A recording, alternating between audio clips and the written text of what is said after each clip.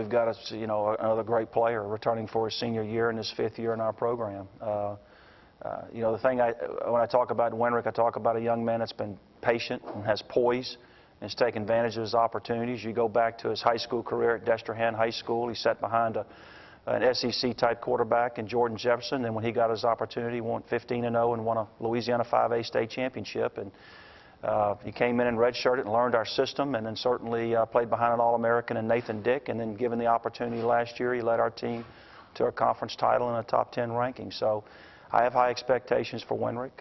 Certainly a very talented young man. He's worked really, really hard to develop his skill set. He's a leader of our offense and leader of our football team. With that said, though, he's got to play a little bit sharper, a little bit better. We lost a couple of all-time great receivers and a little bit of experience at running back. So he's going to have to play with that poise and that determination and that drive and, protect the football and lead our football team. He's a dual-threat quarterback, so he gives us that extra burst with his legs as well as his arms and his arm. And, just a fine young man to be the face of our program. The culture. The Stripes obviously has gotten a lot of the attention, and rightly so. It's one of the only 3 Division I non-traditional fields in the country. Of course, Boise State, Eastern Washington, and our field at Central Arkansas. But the Stripes don't block, the Stripes don't tackle, but it's the atmosphere, it's the culture that we've developed there. Our players have taken a lot of pride in playing at home. Our fan base, turns out each and every week. Our students make it for a raucous atmosphere. You talk about the tailgating, and so when you tie all that together and you have a pretty good football team, it does make it for a pretty intimidating and tough place to play. But still, you got to block, you got to tackle, you got to throw and catch and kick and run and do all those things. And our players know this, that the recipe for success to contend for conference titles, you have to win at home. And I think you go back to 2010.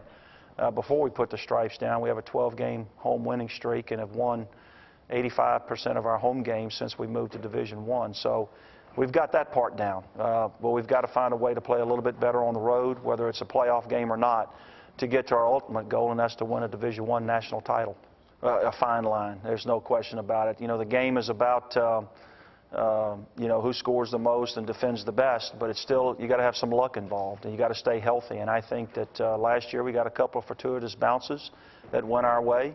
But talented teams and good teams put themselves in those positions. And I'd like to think that if we play well at home and prepare well and have the maturity that I hope this football team has, we'll play well on the road as well and put ourselves in a position to contend again.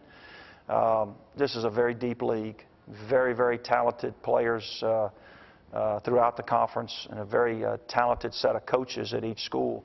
And, we're going to have to prepare well and play well each and every week. And it's the team that's the healthiest, the team that gets that fortuitous bounce, and the team that comes out on point ready to play each week, and that'll be the team that'll win the ring. Sounds like that was all last year, too, so it doesn't really matter.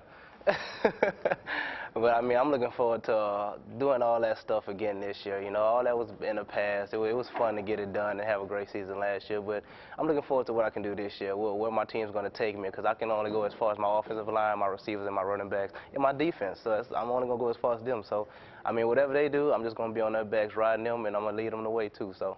Oh, definitely. I see it. The defense, I feel like they're going to be great this year. We have a lot of players on, a lot of playmakers on defense.